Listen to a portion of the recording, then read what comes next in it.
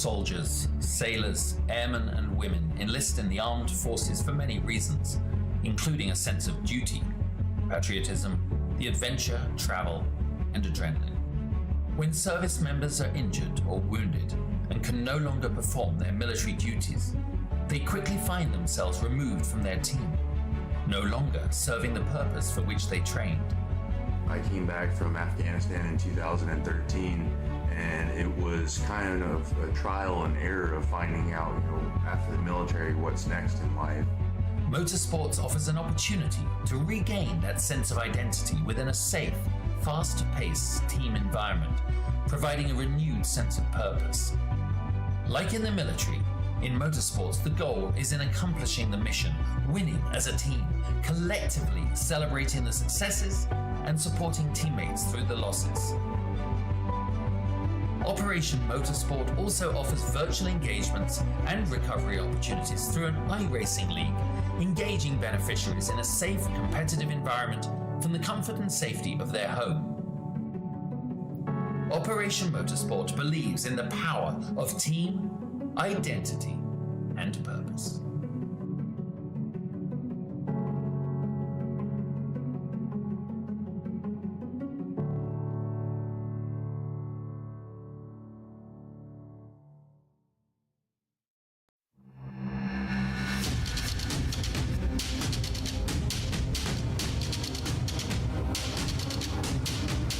Good evening, race fans, and welcome to Podium Esports coverage of the 6th round of the 7th season of the Operation eMotorsport League, live from iRacing's virtual VIR here in Virginia. I'm your host, Rachel White, and joined tonight by my colleague in the booth, Michael Johnson. Our producer this evening is DJ Lion. DJ, of course, using cameras created by the great Dougie Beard. Well, Michael, we're here at your home, realistically, when it comes to racing. VIR here.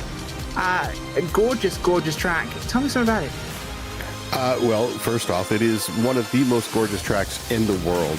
It sits at the top of my list of incredibly stunning tracks. I can go here and not drive and still be happy just looking out over these fabulous rolling hills. But it has a racetrack in the middle of it, which is equally stunning. So much fun to be had here in this about 3.25 miles-ish on the full course that we will be running today. Get a nice, beautiful bird's eye view here from Google Earth. Now, 18 turns if you count it one way, 17 if you count it another. It's just 17. There's a turn 0, which is the one right before start finish. That's a non-turn. I'm surprised people even think of it as a turn, but some do. But that last corner, turn 17, that's where a lot of the action happens, because that makes that run down to turn 1 that is so important if you're going to get up inside and try to make that pass there. Another good passing zone coming out of the Oak Tree. Oak Tree, iconic turn, been around for ages in the minds of hopeful racers worldwide. That corner, long uphill straight out of there. You have got to get a brilliant launch out of the corner to keep from being overtaken as you head up into the roller coaster. But 17 miles, 17 turns, 3.25 miles, just over the North Carolina border in Virginia. It is, again, one of my favorite places, and hey, hats off to my friends at Tech Sport Racing, one of the teams I race with. This is our home. Well, fantastic bit of information now on VIR, the home for tonight's racing, of course. And let's not forget, with how Operation eMotorsport run this series, we have a bit of a breakdown in terms of the classes. We have the Pro Bens in the Liga LMP3s, and the beneficiaries and the Opens in the GT3. What does that all mean? Well, the pros and pro beneficiaries are either real-world license holders, or they have an I rating over 1900, and they're either just that, or they are a pro who's also a beneficiary of Operation Motorsport's programs. We'll talk about those in a second. What is the GT3 category? It is open, meaning veterans / active duty military personnel and or supporters of the cause, along with beneficiaries. Beneficiaries are people who are enrolled in Operation Motorsport's programs. What are those, do you ask? Well, it's a good thing you asked. The Operation Motorsport League is a structured virtual racing series that brings together beneficiaries, veterans, members of the military, race car drivers and crew members, and other supporters from the foundation to compete in a friendly virtual sports car series. Operation Motorsport is a veteran-led and operated not-for-profit foundation based in Raleigh, North Carolina, and Brighton, Ontario, serving American and Canadian service members and veterans. Its program is based on 3 core values: team, identity, and purpose. Operation Motorsport supports the recovery of medically retiring and retired service members affected by military service through motorsport opportunities. Their motto is one at a time. With that in mind, believe we actually have got something. It's a special day, isn't it, for you Americans? I don't understand it because I'm English, and the only thing we've recently gotten from you is buy more stuff. Here's Black Friday. Michael, talk to me about this whole Giving Tuesday thing and what's going on with Operation Motorsport. Well, it's part of the season. We start off with, as everybody knows, Black Friday, which is the day after Thanksgiving, and then we have Small Business Saturday, and then there's Cyber Monday, which those are pretty much familiar all over the world. Giving Tuesday needs to be just as familiar to everyone. Giving Tuesday, this is going on that theme where we went from Thanksgiving on through the several days following. Giving Tuesday, help a veteran today. You can donate. You have the QR code right there on your screen. You can help a veteran. $26.04 pays for 1 hour at the track, or if you want to go for a whole day, how about $208.33? Help a veteran today. That seems like a wonderful opportunity, of course, and there's a QR code people will be able to access to be involved in that as well. So make sure you have a look, and we'll mention that again at the end of the broadcast. But qualifying is looking like it's over here. We have our times set. So as soon as our guys get to the track, we're going to go running through our field here tonight for the broadcast. 30-minute race, of course, as always. There will be a pit stop partway through. They're forced to do that. They don't get a choice. They will run out of fuel if they don't. We'll have to see how it plays out. Let's hope it's a little bit more tame than Sebring, which was a little spicier than we'd like to see, of course.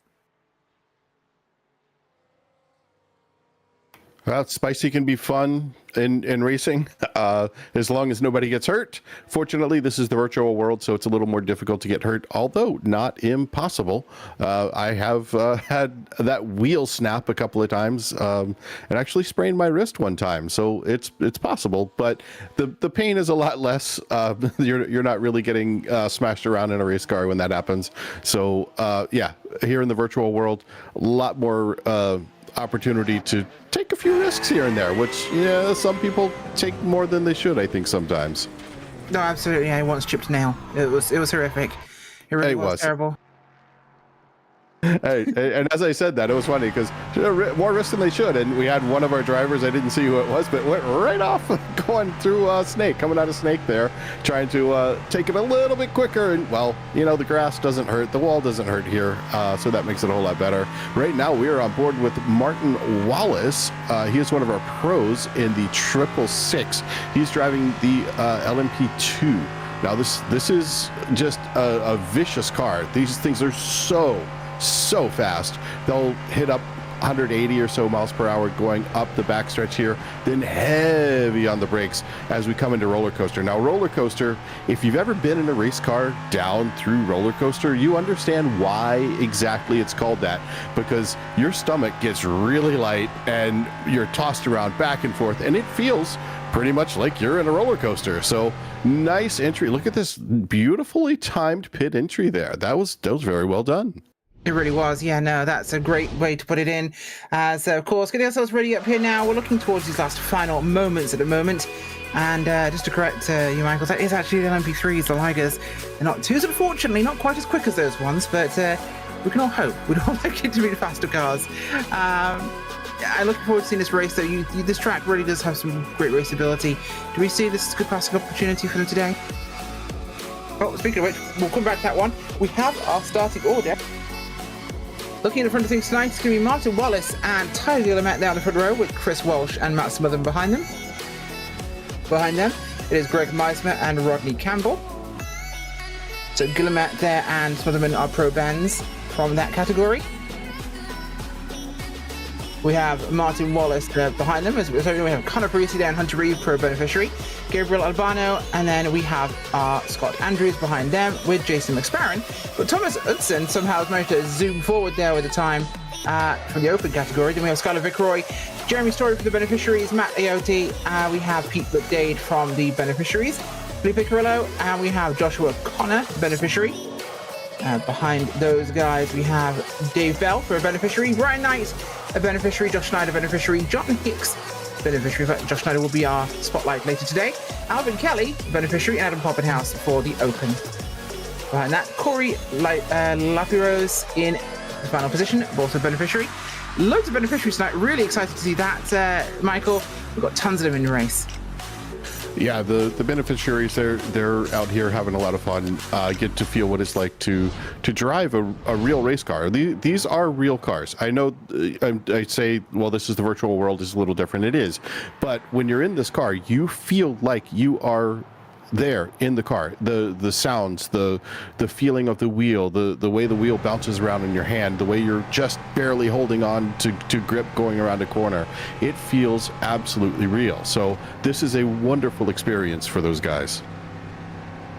Certainly is, and we're looking forward to seeing how that one will play out for the race tonight. Getting everybody ready as we get set here to go to green in just a few moments' time, working our way up towards where Oak Tree used to be. In fact, we'll just have a little moment, drop an F in the chat for Oak Tree. Gone, but not forgotten. Will always remain in our hearts. You know, there's a new Oak Tree they're trying to get growing big enough to put in there. It's not there yet, but it will be there probably soon. One day. Yeah, and one day there'll be generations of racers in 20, 30, 40, 50 years' time who will celebrate their Oak Tree, not knowing that a greater one came before it, and a greater one was felled in that storm. It was a storm, wasn't it? No, it fell randomly. It just fell over? Oh. It just fell over. There was no storm or anything that caused it. It lost hold of the ground. I thought it just had a spectacular end, but no, it just fell over. Wow, my respect for that Oak Tree has dropped significantly. It just gave up for no reason. I thought with a storm, it would have at least had a good reason to collapse and have a ceremonious end, but no, apparently not. We're splitting the field up now to our LMP3 cars and our GT cars here. Thomas Hudson, I am deeply confused by. He's quicker than two of the slower LMP3, sorry. I just did the same thing there, but faster than some of the others. So two of them put in a bit of a banker time, 2 seconds or 3 seconds off the pace, actually, compared to the rest of their fleet, but are starting ahead, and he's behind them. It just screwed things up in my brain for a while. We'll get there in the end. Oh, no problem. I started off with that mistake, but it's not uncommon. So these LMP3s, they are very fast, but they're not as fast in some places as the GT3 cars. So it's really interesting to watch where these cars make their speed. But we're coming around the last time of the pace lap through the hog pen, so we need to watch what's going to happen here on this start. We absolutely do, and we're going to get ourselves going here as they get running now. Pace cars in. Wallace and Guillemette lead the front row here. Waiting for that green flag. It's a long way to get the flag. Our GT3 cars are still behind them. Green flag flies. Here we go. Wallace and Guillemette leading us off towards turn 1. It's already looking like someone wants to make it 3 wide. That's a bit bold here. First corner, first lap. Are we really going to go for that after what happened to Sebring? No, they're not. They're going to back off in the end and make it through there. Behind them, the GT cars are going to go now as they hit the line. Here we go. Racing starts here as the LMPs are running nicely through into NASCAR. Nothing happening there as a little bit of side slapping with Walsh and Guillemette, actually. Getting a little fisticuffs on there, Michael. Yeah, getting a little door banging, as I like to call it. Put a nice little donut on the door. That's always fun. I did have a team owner tell me one time if I was out there racing and I didn't come back with a donut on my door, I was not racing hard enough. So right here on board with Thomas Altson, he is our leader in the GT3 class. He is really opening up a nice little gap here. First lap, he's already got a bit of a gap. We had a car off. That was, I'm working out who that was, but we had one guy exiting the track pretty severely. I think it was Meismer. That was Meismer, yeah. Greg Meismer went wide, very, very wide. So take a look here at the replay in just a moment. Here we are with our replay. Watch him coming up here just a little bit wide, trying to come around in through that oak tree section.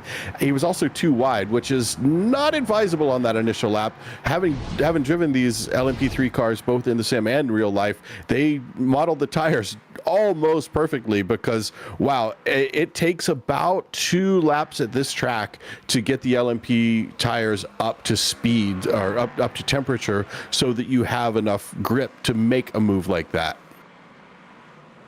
Yeah, you absolutely do, and it makes sure these guys are going to be running in the right order as we go through. But dropping down towards our GT car, it's still going to be Utzon and Vikroy leading the way here. Vikroy in second place, Utzon in the first spot for them. Story is the first of our beneficiaries. He's running in close third behind our 2 leaders from the open category. Behind them, a bit of a gap to AOT with McDade, the second place beneficiary. A little bit behind him. It's our top 5 for GT. Brian Knight coming up in the 3rd spot there for them.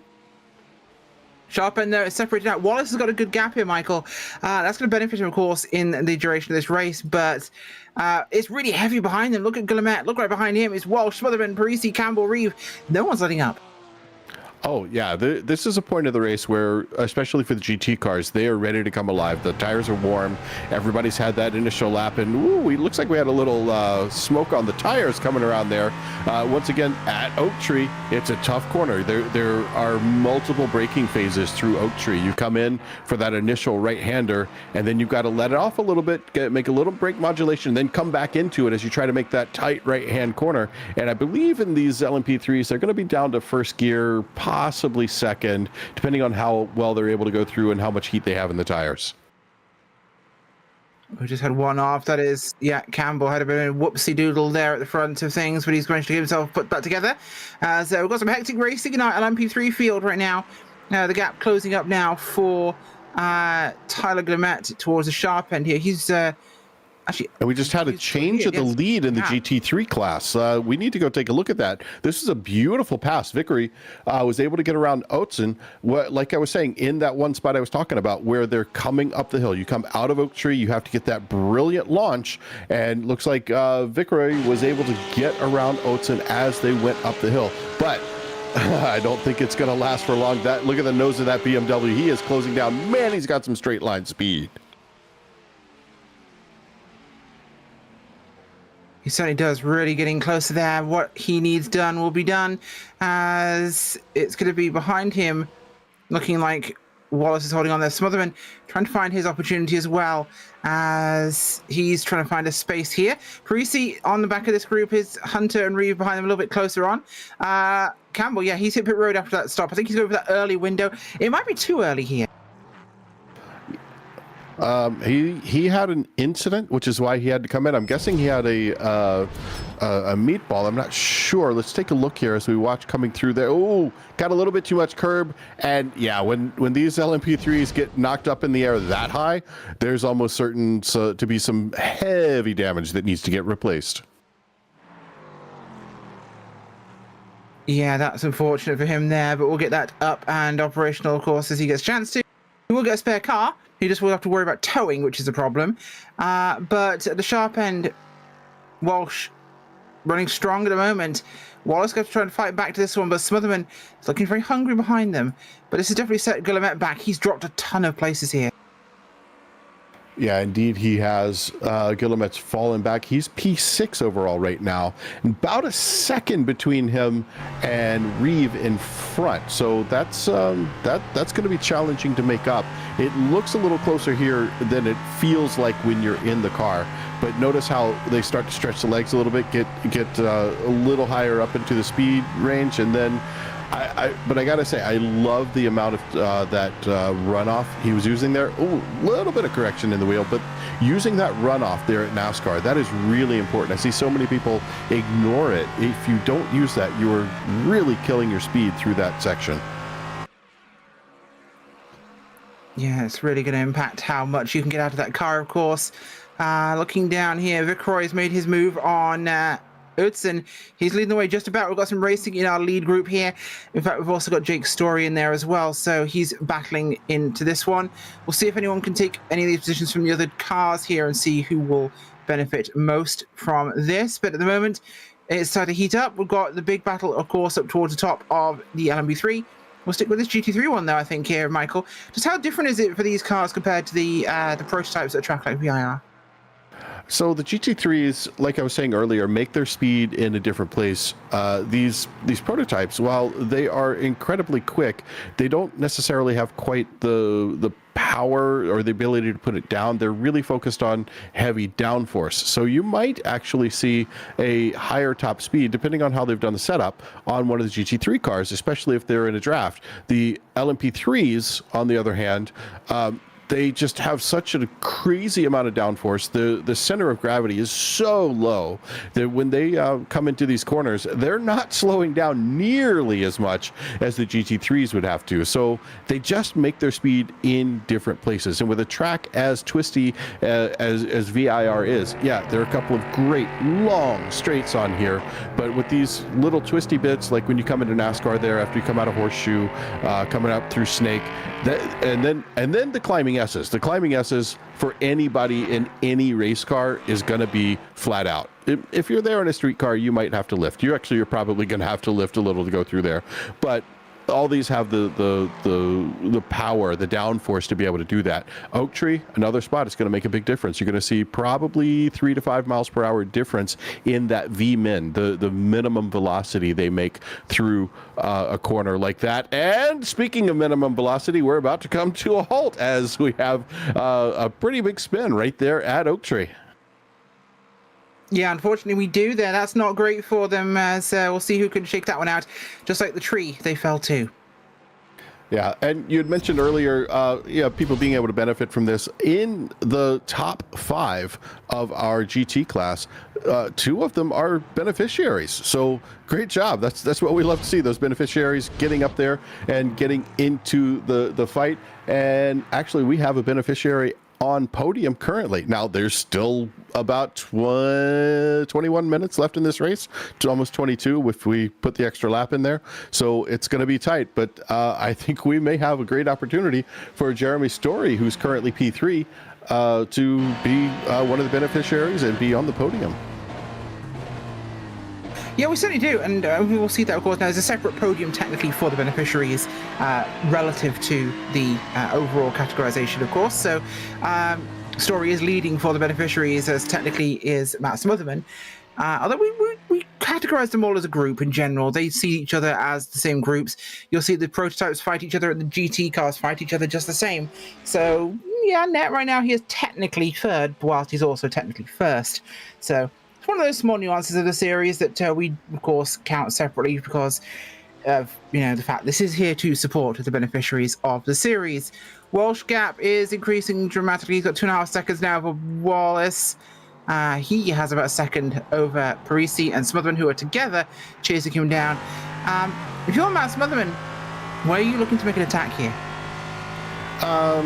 So Matt's in a good spot right here coming up the hill. I don't think he's close enough to make it going into the roller coaster. But if he plays his cards right and just adds a little bit of pressure, maybe even a flash of the light, something to draw some attention away, able to close up, and then as he comes out of we're about to go into hog pen right here. As he comes out of hog pen, this is where we're going to have an opportunity to really put that power down. There, the car compresses right as you come over that. Beautiful use, as you would expect from Matt Smotherman, to come out of that. And he is actually closing this down just a little bit. He's only about half a second off, just under half a second. I thought he might get the opportunity coming down here in turn 1, but he definitely closed up that gap quite a bit. Absolutely has, and that will be a benefit for him as we go onwards here. We're about into the window now for your fuel stop. What we tend to see, of course, in this series, Michael, is people will go later. They leave it to the last possible moment, taking on less fuel, shorter time in pit road. So we see about, say, 8-9 minutes to go. We'll start to see people, or maybe a little bit longer than that, maybe 11 to 12 minutes. We'll see people hitting pit road at the earliest, I suppose. But we've got some GT cars here moving over for your leaders. It's our back marker there. I believe that was Carrillo being passed, as Vicroy has been caught up by Utzon and Story. They're going round Where are they there? That's coming up to Oak Tree right here. Yeah, That's gonna get. they were It's so hard to tell without the oak tree there. I know, right? It feels wrong to say. I look for the Motul around the outside. Yeah, so you got to watch for that Motul banner all around the outside. That's how you can tell in iRacing that you're at it. Now, look at this battle for second, though. We have a side-by-side. This is Wallace and Parisi. I'd hate to be Carrillo right now because he's like, where do I go? Who do I block? Oh, God, he blocked. But you see what I mean about the speed. That straight line speed of that GT3. Oh, no! I kind of want to blame the prototypes for this. Really? Oh, got a spinner. Yeah, there's a thing. Goes a bit of the track. Oh, gosh, that's bad. That's going to replay what happened there because that started at the top of the roller coaster and 3 children lost their fingers on that one. Oh, yeah. That was a tough one, but you see what I mean. Why I was saying before, the GT3 has that straight line speed, and the LMP3s can take advantage out of it if they get into that draft. It helps them out. But that mid corner speed of these LMPs, wow, it is so much different, and that's kind of what caught him up. Now, patience is necessary when you are racing. Let's take a look here. This is the replay coming down into the roller coaster, and right there.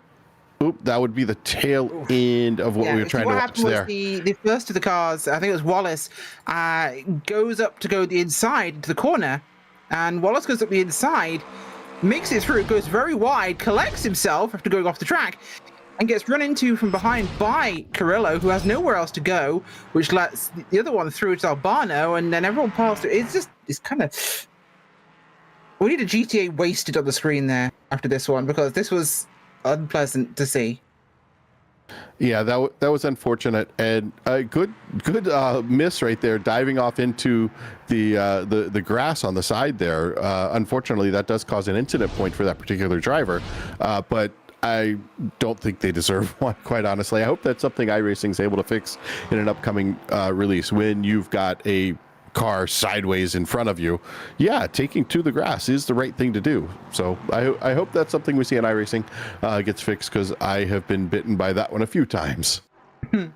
I can imagine. It's definitely one of those situations. This is getting very hairy down here on the track. Top 3 for our GT field, still very close together. Vicroy, Utzon, and Story are absolutely on top of each other.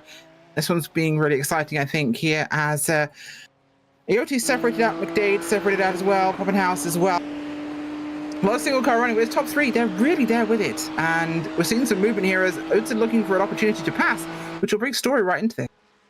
Yeah, Utzon was able to get back around. Vicaroy, I did not see what happened because we were watching that battle that was going on with the LMP3s and that one back marker GT3. So I didn't actually see. We had it off there by your leader, who went wide in the corner preceding NASCAR.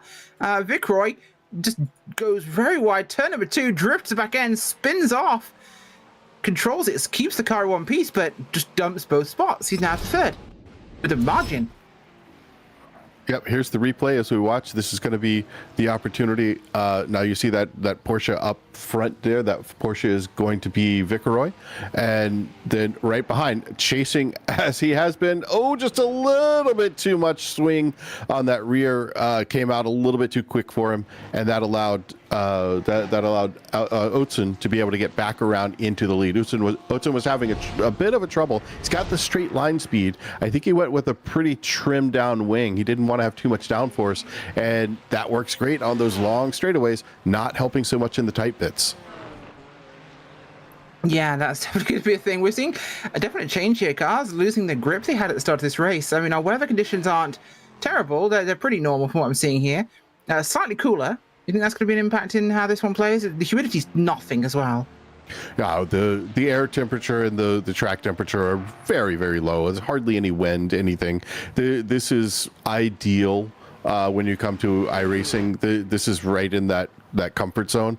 I think what we're seeing is drivers getting a little bit too comfortable and thinking they can they can go a little bit harder and faster than they probably should. Now we saw that Ferrari try to put a nose in there, but like I said, I think Oetson has this BMW super trimmed out, so he's got the speed down the straightaways. He just has to brake a little bit earlier, maybe half a car length, and not quite as fast going through these twisty bits. But right here, watch. Oh, we have the first of our pits. Look at that. Our GT3 leaders, 1, 2, and 3, all diving into the pits.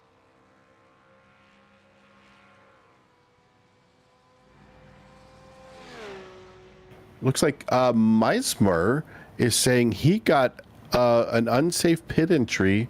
He was getting he got tapped on the rear end or something, and it looks like he actually got a stop and hold for that, which is unfortunate. Oh, that's not ideal at all for Meismer. Unfortunate for him, but a lot of these cars coming in and out now, starting to get some major service. Oh, someone missed their box as well. I think that's Ioti. Yes, no, McDade. Sorry, McDade missed his pit box, having to come back in.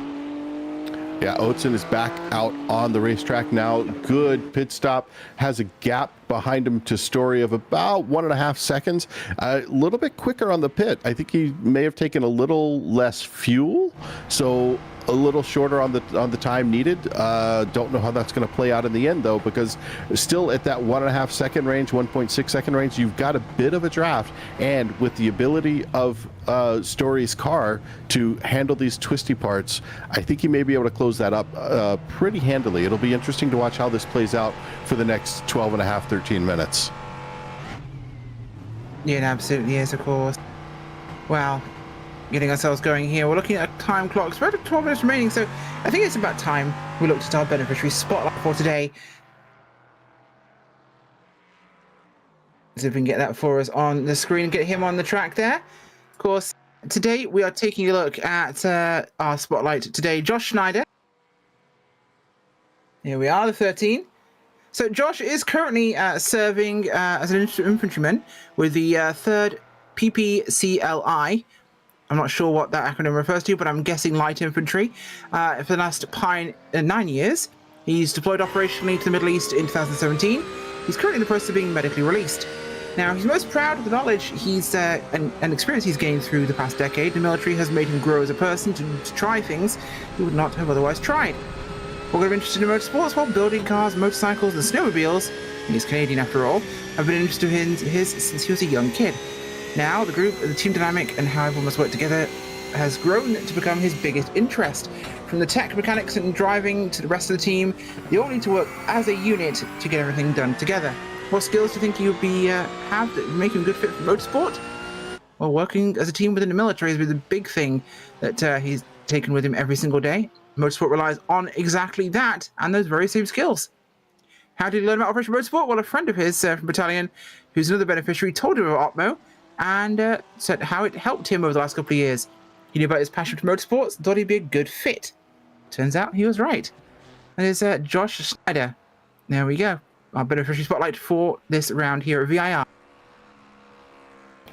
Yeah, and you've made a really good point there about how teamwork applies equally in motorsports as it does in the military. I am a veteran myself, and the several years I spent in the U.S. Army, I really was able to develop a lot of teamwork skills. As an only child, you don't get a lot of teamwork, to be honest. But when I got into the military, I learned about not just being part of a team, but also how to be a leader, and how to be the person leading that team. And as a driver, or maybe even a crew chief or a car chief, you have to lead your part of the team, and that is important. You need to have those skills that get developed so well through service in the military. So I'm really excited to see all these beneficiaries out here using the things they've learned in their military service to extend it into motorsports and see how it applies in other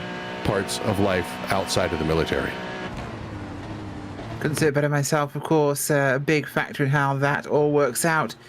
So we get ourselves racing here, keeping things going into the latter part of today's event. About just under 10 minutes going, so most of our starts should have probably happened by now. If they're not, they'll be the last ones coming, of course. And 1 or 2 of the GT cars still hitting pit road, maybe. But everyone else is cycling around. Smotherman leading the way here ahead of Parisi and Wallace, who are with him at the moment. Going to a little bit further back from that grouping. Wallace, Reeve, and Albano together behind them.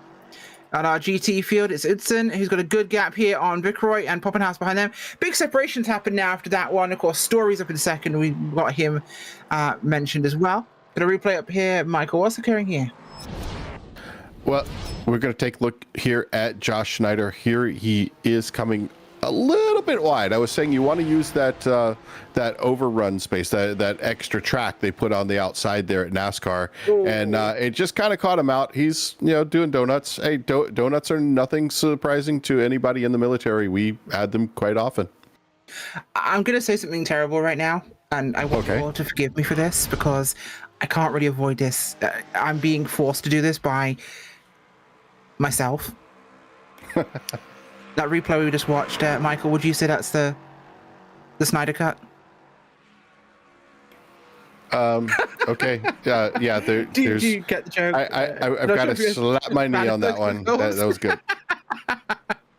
Conor Parisi off on the track. He's doing his own Snyder cut of the track, or cut of the corner at least in this case. But Nitro Circus, yeah, that's why that's on your car, buddy. I think Nitro Circus on your car means you tend to jump things. It's probably not intended for GT racing and prototype racing, but I guess it works. Replay here what happened to him. This is a good run. Wow, this is side by side up through the climbing S's, and then yep. That was okay. Now we're going aggro. That's not aggravated. That's agricultural. Yeah, grass cutting. Yeah, the John Deere Award, which was unfortunately a forced John Deere Award. I don't think he I don't think he did that on his own. I'm going to say that had some help for sure. That's Nitro Circus. More the circus comes to Alabama.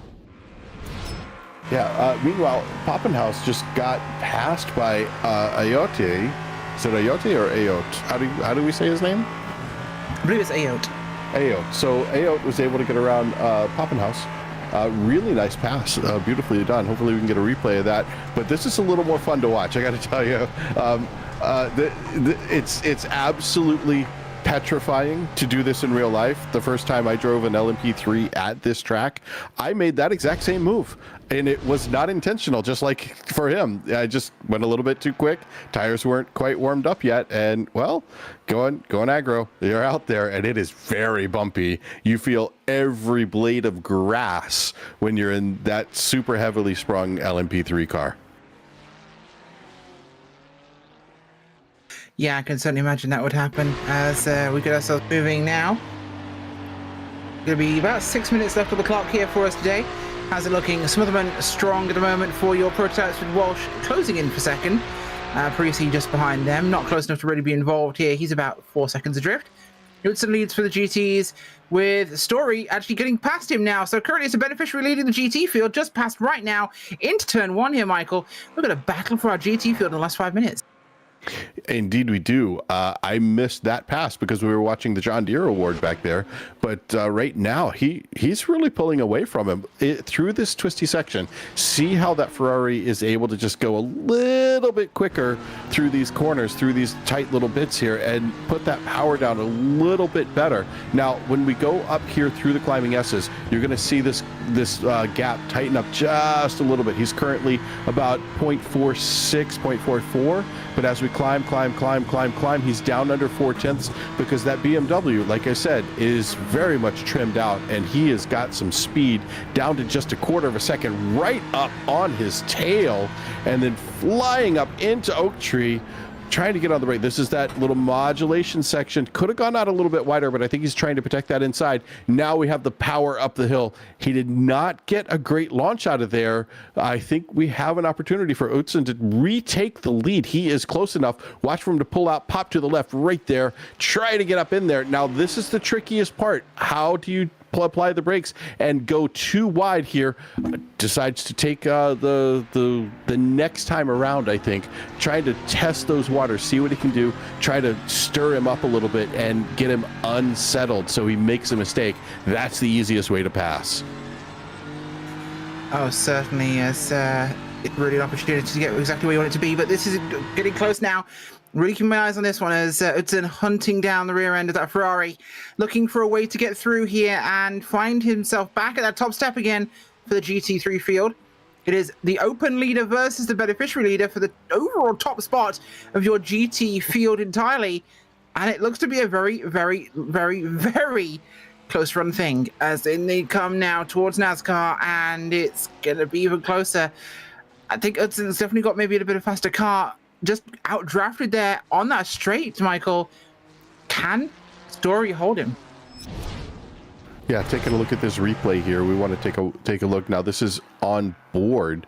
This is one of the LMP3 cars. Now watch as Andrews comes around the corner there. Just rear end comes a little bit too far around, a little bit too much steering angle in. If he had opened up the wheel just a tiny little bit, may have been able to avoid that, but that inside curb right there will unsettle the rear end of the car pretty quickly and just send you right on around. Yes, certainly will do, as you get to balance how the car's going to behave, especially in terrain like this. Once he gets a bit sideways, it's going to be having fun. Here we go. Yeah, we need to go take a look back. Well, we'll go back to our GT lead here because it's really on top of each other right now, heading into the roller coaster. It is bump drafting time. Pulls alongside for the inside line into the run-in, but he'll hold it wide, run that wide, hold that inside of the corner. Not going to get undercut, though.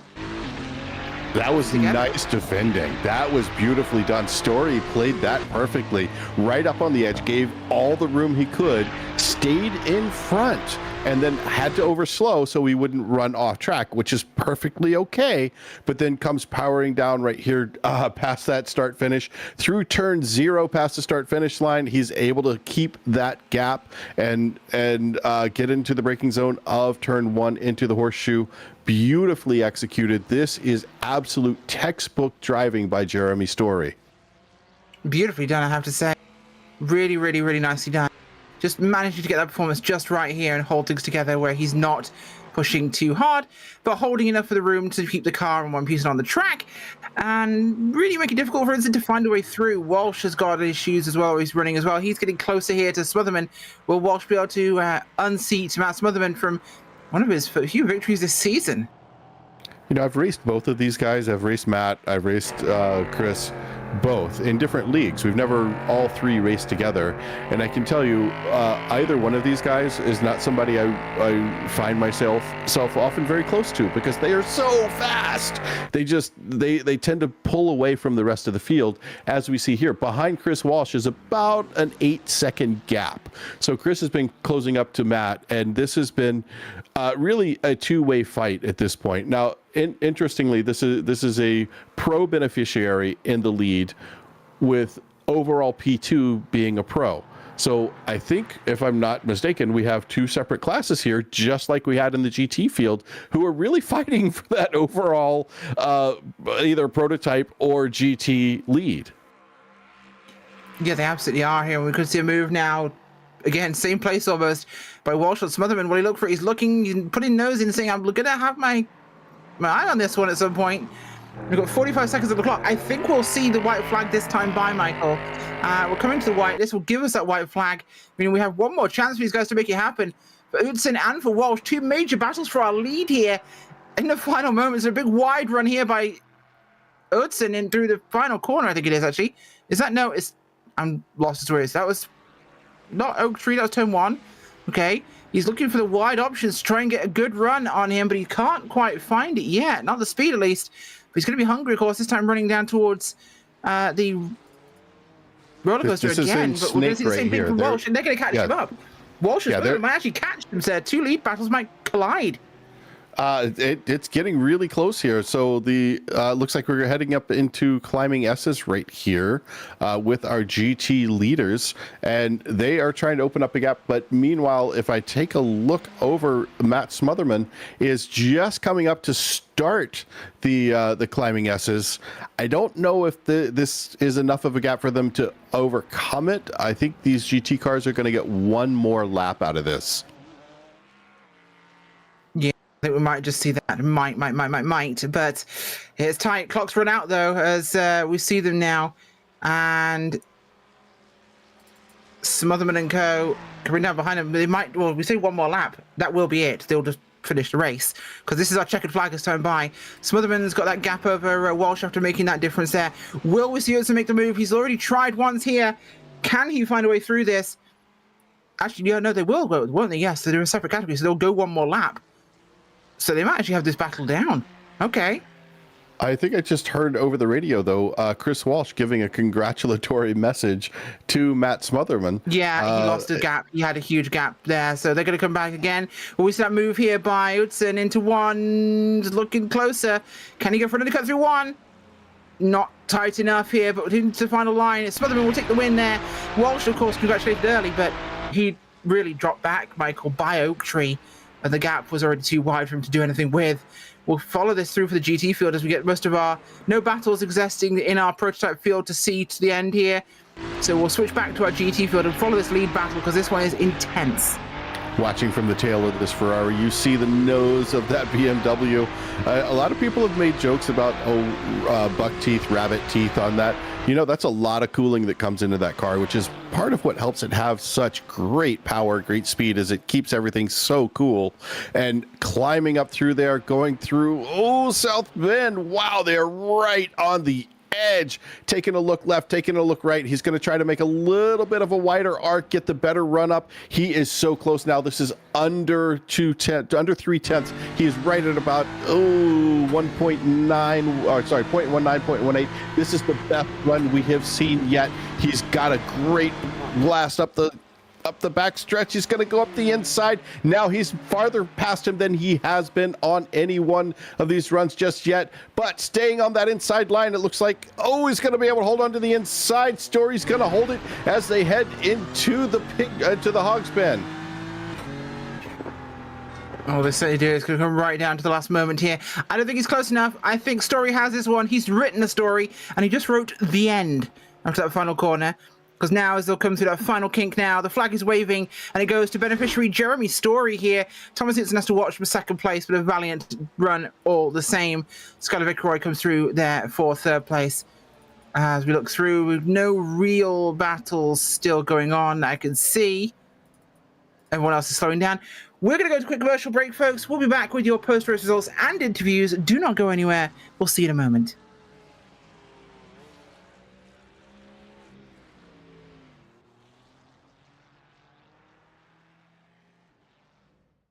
Racing isn't easy, but experiencing it is. iRacing puts you in the driver's seat with the industry's leading sim racing game. Drive on laser scan replicas of the greatest racing circuits from around the world. Go head-to-head against other drivers chosen by skill-based matchmaking to ensure competitive racing at every level. Compete across all your favorite series. In officially licensed cars, engineered to deliver the most accurate driving experience possible.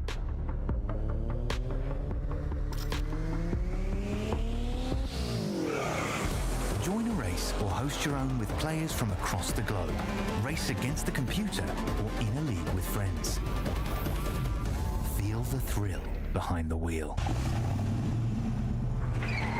Visit iRacing.com.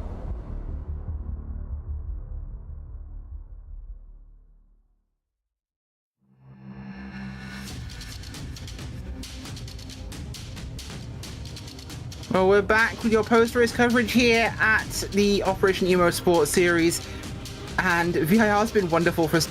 Let's go through your post-race results. Then we have with the win tonight, Matt Smotherman, the pro beneficiary, with Chris Walsh behind him. Connor Parisi and Martin Wallace there as well, with Hunter Reeves, the next pro band down in the 5th spot, with Tyler Gunnett behind him. Then it's pros Albano with Scott Andrews and Meismer and McSparron from the pro beneficiaries, with our retiree of Rodney Campbell.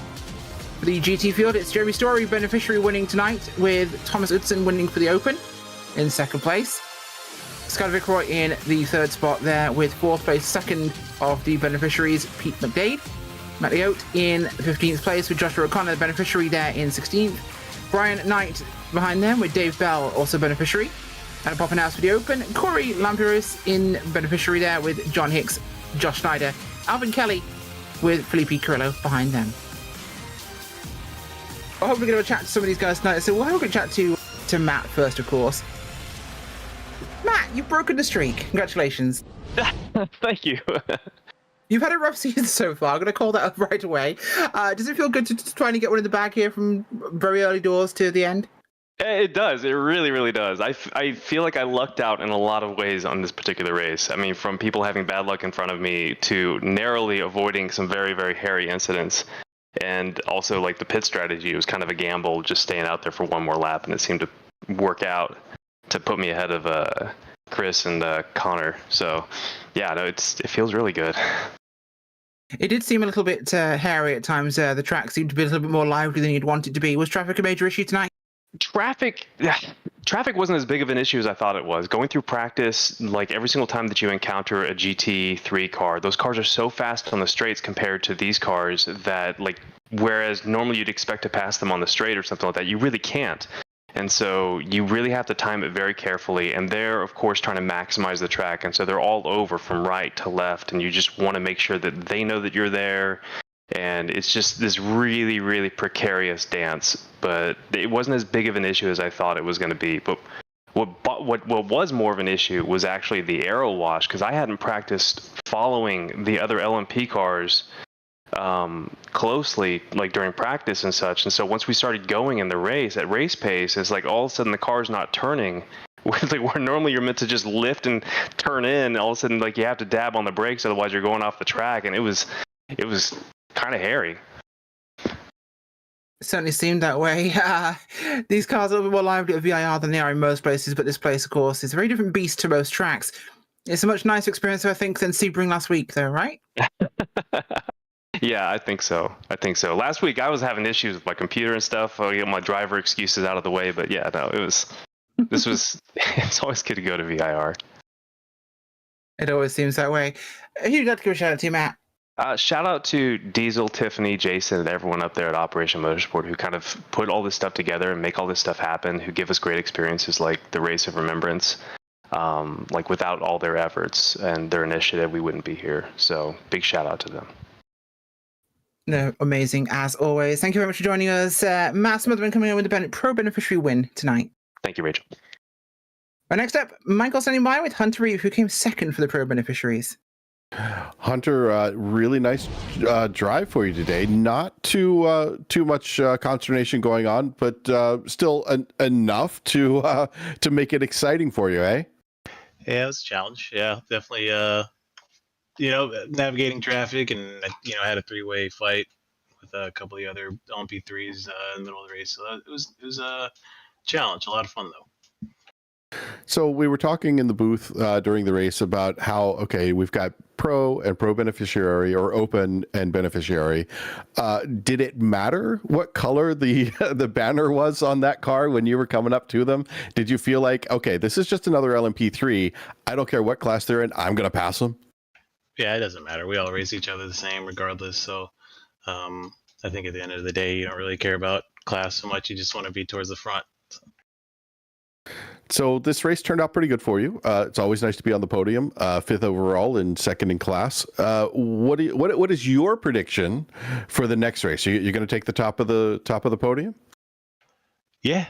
Why not? We'll call it now. Why not?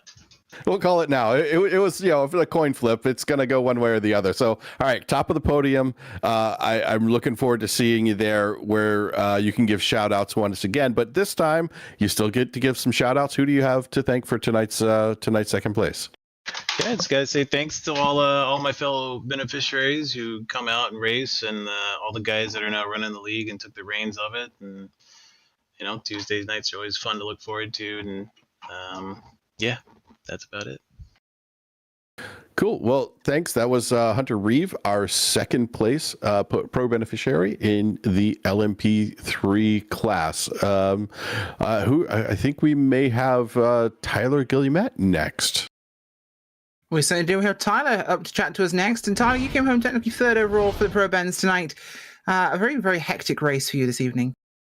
Yeah, I'm, disappointed in my performance tonight. I had quite a few mistakes. Oak Tree definitely bit me a few times, and I'm just glad the boys are loading the car up on the truck and ready for Road America next week. You think Road America is going to be a much better track for you? I think so. With a bunch of 90-degree corners, it'll be a little bit easier to control the braking oversteer of these cars. So, obviously, we noticed some definite conflagrations tonight with your cars, not yours specifically, but the prototypes and the GTs. Is this a track where it's a major problem and Road America should be better, or? yeah, I think because VIR is really tough because the S's and the snake and through Hogpen is really just one line. And while our top speeds are so close, we can't really get past them into there. So I think with the heavier braking that we're going to see at Road America, I think it'll be a little bit easier to clear traffic and hopefully avoid some of the incidents that happened tonight. Awesome. Well, hopefully that does turn out to be the case. Anybody like to give a shout out to before you go? Just always got to give a shout out to you guys for coming along with us. Well, we always appreciate watching you guys race. Thanks for joining us, Tyler. Thank you. Have a good night. Well, that is everyone who came for an interview tonight. We feel so ronery indeed. Thank you to everybody watching, of course. Operation Motorsport. By the way, it is, what's it called again, this weird Tuesday you Americans do? Oh, Giving Tuesday. Giving Tuesday, yes. We'll get the thing up on the screen for you guys. Giving Tuesday, $26.04 pays for 1 hour at the track for Operation Motorsport to help its beneficiaries. $208.33 pays for 1 day at the track. So help a veteran today. Donate at the link on the screen there, or click the QR. Do the QR code thing. Do types in a link anymore. Get your phone, hold it up to your screen, click on the QR code, and go help support veterans and what Operation Motorsport does. We know it matters so much, and you should too. Guys, thank you for the series partners of Operation eMotorsport, iRacing League, iRacing, and the USO of North Carolina. For Jason Leach, Diesel Loader, Tyler Reed, and the entire Operation Motorsport team. For Ryan Bauer at Podium Sport, camera builder Dougie Beard, our producer DJ Lion, Cameron Obadan on social media, and for my colleague this evening, Michael Johnson. I'm your host, Rachel Wyford. Thank you so much for watching tonight's broadcast of the Operation eMotorsport League. We wish you a good night.